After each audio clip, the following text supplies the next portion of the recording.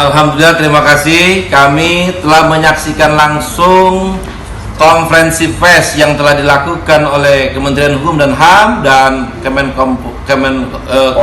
Polhukam tadi secara virtual, bahwa dalam hal ini pemerintah telah menolak hasil dari KLB di Sibolangit Deli Serdang yang dilakukan oleh kelompok-kelompok abal-abal tersebut. Kami mengucapkan syukur Partai Demokrat Provinsi Sumatera Selatan, sekaligus mengucapkan terima kasih kepada pemerintah. Dalam hal ini Kemenkumham telah menjaga demokrasi ini secara baik di Indonesia.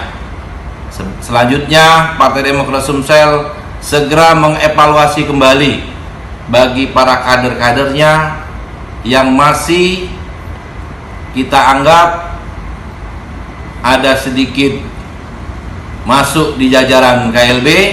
Kita akan evaluasi kembali kepengurusan di wilayah DPD Partai Demokrat Sumatera Selatan.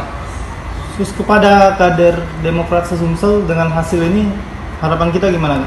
Harapan kita Partai Demokrat Sumsel tambah solid, tambah besar, dan tetap menjaga Ketua Umum kita Agus Harimurti Yudhoyono. Kak, tapi sebenarnya Kak, kita menyikapinya, kita memperkirakan enggak Kak bakalan ditolak kayak gitu Kak? Kan sebenarnya mereka juga melengkapi berkas kayak Pasti gitu, kita sudah perkirakan. Ya. Halo Kak, bentar lagi. WS ngeluar ya. Kalau Jangan lupa subscribe, share, komen, dan like ya.